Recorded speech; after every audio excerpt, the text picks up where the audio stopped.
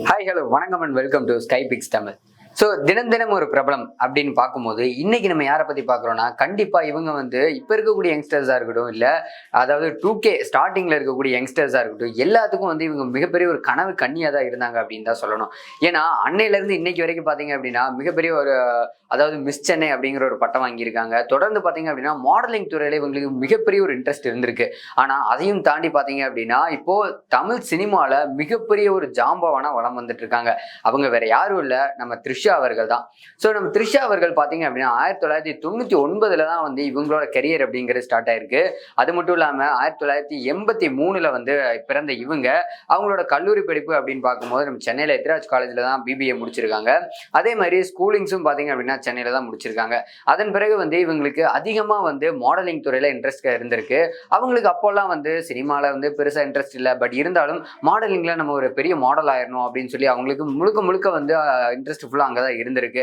அதன் பிறகு பாத்தீங்க அப்படின்னா அவங்க காலேஜ் படிக்கும் போதே வந்து காலேஜுக்கு சரியா போறாங்களோ இல்லையோ, எங்க ஆட் ஷூட் நடந்தாலும் உடனே போயிருவாங்களாமா. எப்படியாவது வந்து ஆடிஷன் அட்டன் பண்ணி செலக்ட் ஆகி அதுல பாத்தீங்க அப்படின்னா வந்துருவாங்க. அப்படித்தான் பாத்தீங்க அப்படின்னா 1999 தான் இவங்களோட மாடலிங் கரியர் மிகப்பெரிய அளவுல ஆரம்பிச்சிருக்கு. அப்படி பார்க்கும்போது அந்த இடத்துல வந்து ஃபர்ஸ்ட் சேலம்ல நடந்த ஒரு மாடலிங் காம்படிஷன்ல கலந்துகிட்டு அதுல வந்து வெற்றி பெற்று இருக்காங்க. முதல் வெற்றி அப்படின்னா இவங்களோட துறை, இவங்களோட பேஷன்ல வந்து இவங்களுக்கான கிடைச்ச முதல் வெற்றினா அதுதான். அதன் பிறகு பாத்தீங்க அப்படின்னா அதே 1999 தான் வந்து மிஸ் சென்னை அப்படிங்கிற ஒரு பட்டமும் வாங்கினாங்க. இப்படி தொடர்ந்து அவங்களுக்கு அடுத்தடுத்த கட்டத்துல நடந்த ஒவ்வொரு போட்டிகளுமே பாத்தீங்கன்னா வெற்றி படிக்கட்டா தான் அமைஞ்சிருக்கு. அந்த வகையில தான் பார்க்கும்போது அதன் பிறகு அவங்களுக்கு சினிமால ஒரு மிகப்பெரிய ஒரு வாய்ப்பும் கிடைச்சிருக்கு. அந்த வாய்ப்பு அப்படின்னு சொல்லி பாத்தீங்க அப்படின்னா, ஆனா ஃபர்ஸ்ட் அவங்களுக்கு கிடைச்ச வாய்ப்பு அப்படிங்கிறது பெரிய வாய்ப்பு அப்படிங்கிறதையும் தாண்டி அவங்களுக்கு வந்து ஒரு சாதாரண ஒரு கேரக்டர் ரோல் தான் கிடைச்சது. ஆனா இப்ப இருக்க இண்டஸ்ட்ரியை பொறுத்த வரைக்கும் வந்து அவங்களுக்கான ஒரு ஃபேம் இருந்தது அப்படின்னாலே கண்டிப்பா அவங்களுக்கு ஒரு நடிகையா வந்து வாய்ப்பு கிடைச்சிருது. ஆனா முந்தைய காலங்கள்ல அப்படி இல்லை அப்படின்னு தான் சொல்லணும். ஏன்னு பாத்தீங்கன்னா நம்ம த்ரிஷா அவர்களுக்கு வந்து தொடர்ந்து அந்த ஜோடி அப்படிங்கிற படத்து மூலியமா ஒரு கேரக்டர் ஆர்டிஸ்டா, அதாவது நம்ம சிம்ரனோட ஃப்ரெண்டா தான் நடிச்சிருப்பாங்க. ஆனா இப்ப பாத்தீங்க அப்படின்னா சிம்ரன் அவர்களே வந்து வியந்து பார்க்கக்கூடிய அளவுல மிகப்பெரிய ஒரு நடிகை வளம் வந்துட்டு இருக்காங்க. அது மட்டும் இல்லாம கிட்டத்தட்ட 20 வருஷம் ஆச்சு அவங்க வந்து இண்டஸ்ட்ரிக்குள்ள வந்து.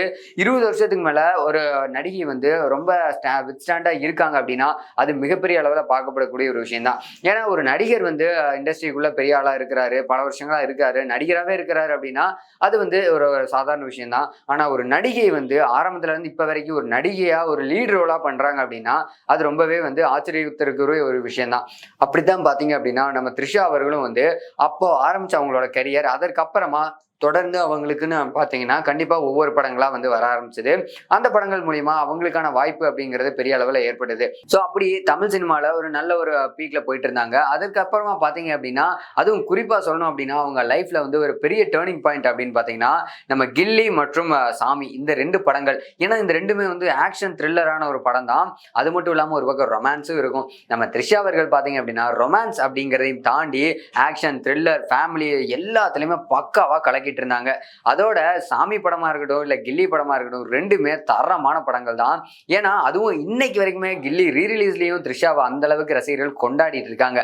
அப்படிப்பட்ட நம்ம த்ரிஷா அவர்கள் பாத்தீங்க அப்படின்னா அப்படியே ஆப்போசிட்டா சாமி படத்துல ஒரு பிராமின் பொண்ணா வந்து அழகா நடிச்சிருப்பாங்க. அப்போ பாத்தீங்க அப்படின்னா இருந்த யங்ஸ்டர்ஸ் எல்லாத்துக்கும் வந்து மிகப்பெரிய அளவுல ஒரு கிரஷ் அப்படின்னு சொல்லலாம். அதோட மட்டும் இல்லாம இந்த மாதிரி ஒரு பொண்ணு வேணும்டா அப்படின்னு ஒவ்வொருத்தரும் வந்து பார்த்து வியந்த தருணம் தான் நம்ம த்ரிஷாவை சாமி படத்துல. அதை தொடர்ந்து பாத்தீங்க அப்படின்னா அவங்களுக்கு அடுத்தடுத்த படங்கள் எல்லாமே மிகப்பெரிய அளவுல கை கொடுத்தது. ஆனா துரதிருஷ்டவசமா பாத்தீங்க அப்படின்னா 2012 அவங்களோட தந்தை வந்து உயிரிழந்தாரு. சோ அவங்களோட தந்தையோட மறைவுக்கு அப்புறமும் பாத்தீங்க அப்படின்னா முழுக்க முழுக்க அவங்க அம்மாவும் பாட்டியும் கூட தான் வந்து இவங்க வந்து வசிச்சுட்டு வராங்க. அது மட்டும் இல்லாம த்ரிஷா அவர்களுக்கு மிகப்பெரிய ஒரு சப்போர்ட்டா பேக் போனா இருக்கிறது அப்படின்னு பாத்தீங்கன்னா இவங்க அம்மா தான். ஆனா மறைந்த இவங்க அப்பாவை பத்தி சில விஷயங்கள் சொல்லிதான் ஆகணும். என்ன அப்படின்னு பாத்தீங்கன்னா இவங்க அப்பா வந்து ஒரு மிகப்பெரிய ஒரு ஸ்டார் ஹோட்டல்ல சென்னையில வந்து மேனேஜரா இருந்திருக்காரு. அப்படி இருந்துட்டு தான் பாத்தீங்க அப்படின்னா தன்னோட மகளை வந்து படிக்க வச்சுட்டு இருந்திருக்காங்க. சோ அவங்க அப்பா மறைவிற்கு அப்புறம் பாத்தீங்க அப்படின்னா அப்பவே வந்து நம்ம த்ரிஷா அவர்கள் ஓரளவுக்கு நல்ல ஒரு ஃபேம் வந்துட்டாங்க. அது மட்டும் இல்லாம இவங்களுக்குன்னு ஒரு தனி ரசிகர்கள் பட்டாளமே உருவாயிருச்சு. அப்படிப்பட்ட நம்ம த்ரிஷா அவர்கள் பாத்தீங்க அப்படின்னா தொடர்ந்து அடுத்தடுத்த படங்கள் மிகப்பெரிய அளவுல ஹிட் அடிக்குது. அதற்கப்புறமா வந்து சில இடங்கள்ல சில படங்கள் சறுக்கல்களும் இருந்தது. ஆனா அது எல்லாத்தையும் ஓவர் கம் பண்ணி பாத்தீங்க அப்படின்னா ஏன்னா சாதாரணமா சினிமா இண்டஸ்ட்ரி அப்படின்னாலே அவங்களுக்குன்னு அதாவது பெண்களுக்கு அப்படின்னு பார்க்கும்போது ரொம்பவே சில கஷ்டங்கள் இருக்கதான் செய்யும். ஆனா அது எல்லாத்தையும் ஓவர் கம் பண்ணி மிகப்பெரிய அளவில் வளம் வந்துட்டு இருக்காங்க. இப்பவும் பார்த்தீங்க அப்படின்னா மிகப்பெரிய அளவில் சம்பளம் வாங்கக்கூடிய ஒரு நடிகை. அது மட்டும் இல்லாமல் ஒரு ஃபேம் இருக்கு. இன்னமும் நடிகையா வந்து அவங்க நடிகையுடைய படங்கள் எல்லாமே ரொம்ப பிளாக் பஸ்டர் ஹிட் ஆகிட்டு இருக்கு. அது மட்டும் இல்லாமல் பெண்களுக்குன்னு கொடுக்கக்கூடிய கதாபாத்திரத்துக்கு ஏற்ற மாதிரியான நிறைய படங்களும் இப்போ பண்ணிட்டு இருக்காங்க. அந்த வகையில் பார்த்தீங்க அப்படின்னா நிறைய படங்களும் வந்துட்டு தான் இருக்கு. இப்படிப்பட்ட நம்ம த்ரிஷா அவர்கள் பார்த்தீங்க அப்படின்னா அந்த காலத்தில் அவ்வளோ கஷ்டங்கள் இருந்தாலும் கூட, என்னதான் வந்து அவங்களுக்கு ஃபினான்ஷியலாக பெருசாக கஷ்டங்கள் இல்லை அப்படின்னாலும் கூட, அதாவது இண்டஸ்ட்ரிக்குள்ளே வந்ததுக்கப்புறம் எக்கச்சக்கமான கஷ்டங்கள் இருந்தது. நிறையா வந்து அவங்க வந்து நிராகரிச்சாங்க. இப்படியெல்லாம் இருந்தாலும் கூட அதையெல்லாம் ஓவர் கம் பண்ணி இப்போ மிகப்பெரிய அளவில் ஒரு நடிகையாக வலம் வந்துட்டு இருக்காங்க அப்படிங்கிறதான் நிதர்சனமான உண்மை.